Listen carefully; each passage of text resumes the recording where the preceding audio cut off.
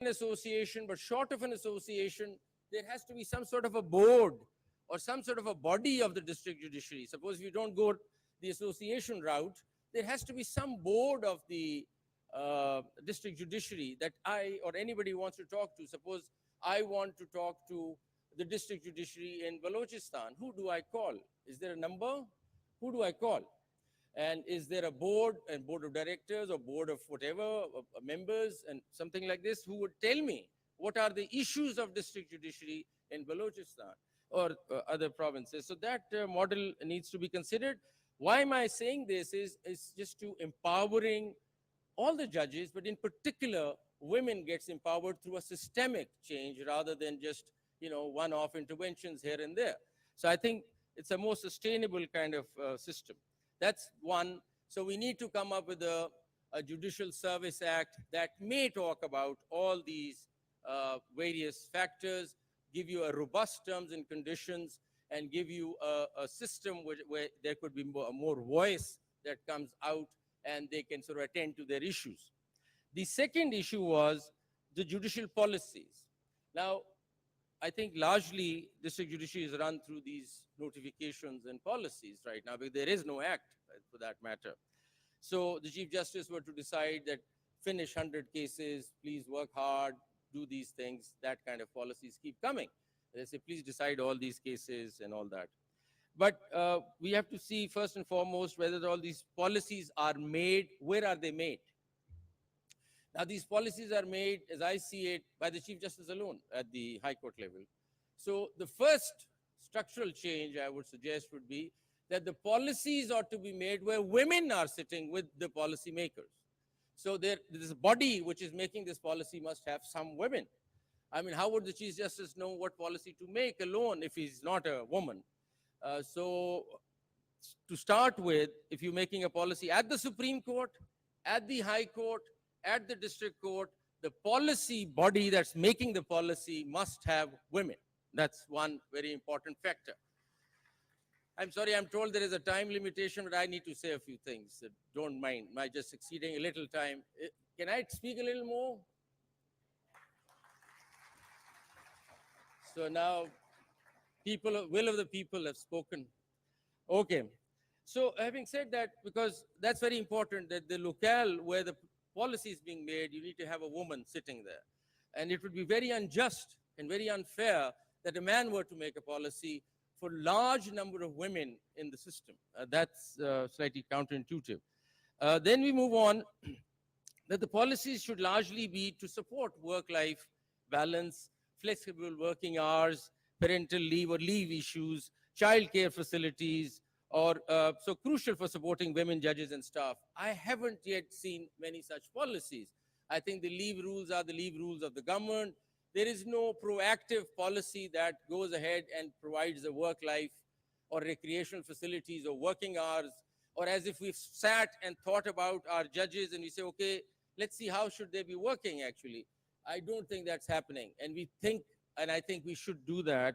And we need to deliberate more on how to come up with these policies. We need to come up with a policy regarding anti-harassment. But let me also talk about this harassment issue. Current system, nobody's going to really, to my mind, talk about harassment because that's just getting you nowhere. A woman, suppose, God forbid, she's being harassed. If she raises that question, she becomes visible. She doesn't know where to take this matter. Maybe nothing happens, and she just, takes an issue and can't really take it to a closure.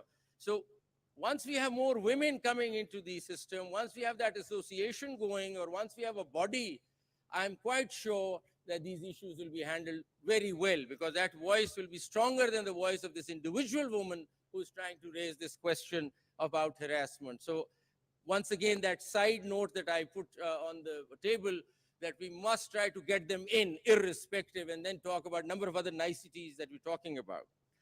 Policies that ensure women taking on a leadership position.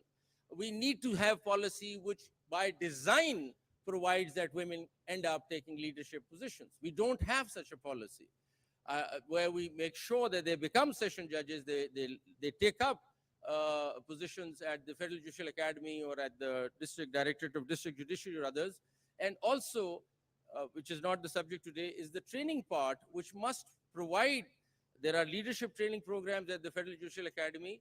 Are we really also, and I think they are doing something on this, where we're preparing female judges for leadership positions, a dedicated course where we can, so that we tell them that, yes, you could be leading the district, you could be heading the academy, you could be doing a number of things. So that kind of a thing needs to be done. We need to also consider whether at all there could be a more gender-sensitive transfer policy.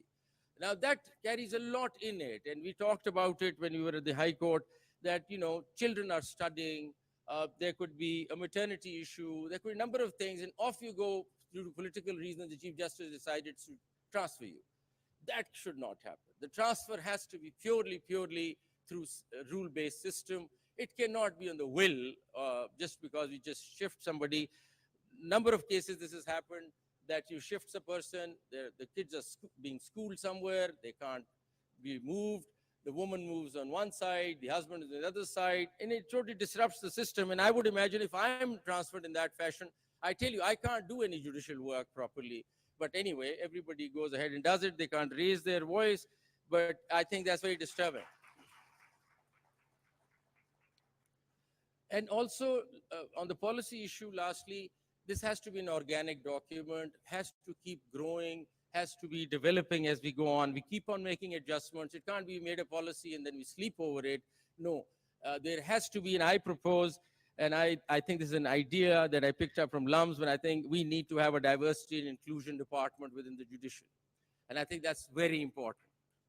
And this diversity inclusion department will constantly be looking at our policies, constantly advising at what's going on, and that organic policy system making keeps on changing, addressing the current issues as they arise. So I think this diversity inclusion department should, as a policy, be made in all sorts of courts. Then coming to the other fundamental issue, I'm exceeding time, and I think the organizers are getting upset, but I think I can get away with it. So the third thing is the infrastructural issue, the actual brick and mortar problem. And this has to be more conducive to women. I have seen that in Punjab, and I referred to it yesterday. The courtrooms, to start with, are pathetic. I mean, I have seen courtrooms which is as small as a toilet, where a judge is sitting, and the only wall between her and her reader or the almad is the shelf itself, the almari, which is the wall. And that is where she is, and she's practically sitting on the road, and people outside standing on the road can see her dispense justice. And that's not right. That's just not right. I, as a judge, could not possibly operate there, and I don't know how women and young women sitting in far-flung districts in such an environment are operating and dispensing justice. My salute to you for that. My salute to you. So this design, and then we can go on endlessly on the design issue. We can talk about toilets, we can talk about prayer rooms, we can talk about common rooms, number of things. I mean, attached toilets, all sorts of facilities. And that's important, and that's something we can't just lightly take, because the needs are different for women and the needs of men are different. And we need to understand that. I mean, there are issues which women need to address, and that we need to provide that privacy and space for women in the system. That applies to Supreme Court, that applies to High Court too. But we must signal a commitment to gender equality and inclusivity in that sense, and we're not doing that. So proper courtrooms, as I said, and I'll just rush through this, I think we haven't yet come up with any recreational facility for judges. All we hear is, please finish 100 cases. That's all I hear. And I haven't heard, okay, what do you do in your free time? Where do you go? How do you chill? How do you relax? What do you do? But how do you unwind? Nobody is interested. Just finish those cases, please. And those cases will never finish, and I tell you that. Never finish. We will finish, the cases will never finish. This is a myth to say that the pendency is going to finish. It cannot. And we must come to terms with that. So what about a gym? What about a child play area? What about a prayer room? Is there a policy? Any high court has a policy which says, women, this is your prayer room during the day. Where is it? So they'll have to go find a place somewhere themselves. I mean, what kind of a policy is that be? So are we holistically looking at our district judiciary? Are we really understanding their needs? I'm talking about the policymakers, that's us. And are we sitting sometimes and talking about it, I don't know. I mean, I haven't spent any time where my judges and I sat down and we said, okay, what policy should we make for our district judiciary, which would make them very comfortable? I don't remember a day when we had a meeting to this effect. And I'm talking about my tenure as a Chief Justice of Punjab. Never. So then I would assume that maybe no other high courts haven't done either, but if some have done, credits to them. The other idea could be on the infrastructural idea would be that if we go around and have one judicial complex in every district. We have a judicial complex, but you have ex-cadre courts scattered all over in various plazas and all that. One big judicial complex with housing, with courts. And that is it. Instead of having all these, plazas and courtrooms, it is not difficult. This is not difficult. It caters to security. It caters to your housing. You can have your own playgrounds inside. That's your little estate. You go, you work in the morning, you have your housing there, you have your families there, you stay together, you work together, you bond together. I think that's one idea that one could float, that one single judicial complex per district. So that sort of secure. The other issue, which is slightly more complicated, is the security issue. So if I were a woman and I've just graduated from a law school and I'm working at a law firm, and I say, well, if I become a civil judge in Punjab and I'm thrown at some of the districts, the lawyers insult me. They are very rude to me. And I don't know if I can handle those. And that will be my question to myself and to my family, that they insult you and they swear at you. Have you seen the things in Punjab, how the bar attends to a woman? That is not on. So that has to be done. And I don't know where bar members are. We need to talk about these things openly. We need to sit down and have a heart-to-heart on this. How will this work? How can you go ahead and insult judges? I mean, we need to really sit down and talk about it. In Lahore, in Punjab, we shut down districts where they insulted a woman, and then it remained shut for a while, and we opened it later on. So that's not on. Then also the behavior of their peers. I mean, this is also a problem, that a woman who's working, she's getting all this flack from the lawyers. All right. Then she's also getting a lot of flack because the peers are not getting her. They're not understanding her. And I blame them for that. They're not sensitized enough to deal with this issue. And that sort of takes us to training and all the other issues. But this is also an issue that I would think, if I am a woman and I have just graduated and I want to apply for a civil service job, I say, well, the judges don't understand. What if I'm in a far-flung district? My peers will have no understanding. What do? I'd rather not do law. Let me go join some other department. Because today and yesterday and today, we're thinking about how to woo women into judiciary. So we need to provide a conducive environment for that purpose. So we need to think of all those things that worry us, disturb us. We need to take those disturbances out, clear the air, so that we can get women into our system. And as I said yesterday, there has been a huge decline of lawyers, female lawyers applying for the post of civil judges.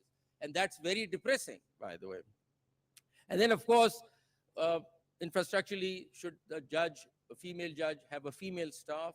Or do you want a man coming into her office all the time, even to attend to some of her very personal things? Should we not have a female staff? And yesterday I told you there are about 2% or 4% female staff out of 48,000 staff that we have in the country. So that needs to be considered. And then, of course, we need to also empower them. We try to do that in Punjab, but I'm sure the other provinces have done that also. Give them cars. Women must have cars. They must have, feel empowered to come to work, and a number of other things, and that list goes on. Then moving on to two other things, and I'll be gone soon. Ye chote si do baatein aur thi. Legal education and legal profession. We need to, and I don't have a study on it, and I think I would request somebody to do a study on it to understand, is the legal education tuned towards preparing young lawyers and giving them a vision that you could go join the judiciary also. I don't know if that conversation takes place at the law schools. Should we be reaching out to the law schools and telling them that here we are, we've come out to roadshow and tell you that, listen, we have a thing called judiciary, and why don't you sort of join this, and why can't we talk about to your students about it? So something like that, I don't know, but that has to be done. I don't know law schools really talk about that. I also feel that the legal profession, the law firms are not really geared towards that either. And I don't know how comfortable it is for women to work in law firms. I've been hearing things since yesterday that all sorts of things, the things are not very comfortable at law firms, and things are not too comfortable, around and going out to court. There is hardly any trust or confidence. They don't repose trust that you go ahead and go litigate this matter. So that's something beyond my domain and jurisdiction, but a study should look into that. What's happening? Why I don't see women in the court? Why don't I see them in the Supreme Court? I see very few of them. Where are they? Where are the women was the question yesterday. So that's the law schools part. And lastly, once again, which if I'm not an expert, is the cultural and the social barriers, which is the mindset of the society. Now that I can't, of course, as a judge and as a part of the judiciary change. We can change that through our jurisprudence, of course, but not otherwise. And that's another issue that we need to all think about. Do we send our daughters out to study law? Do we have a problem in our daughter becoming a judge, a civil judge for that matter, or applying for that? And if there are problems, that's a barrier for her. And that is something that, a societal issue, but it is certainly an impediment that I wanted to put on the table. And these things will have to go, will take time, but will go. But awareness programs like this would be something that would help in that direction. So these are some of my thoughts on how structural interventions could take place. It's a big basket, a number of things.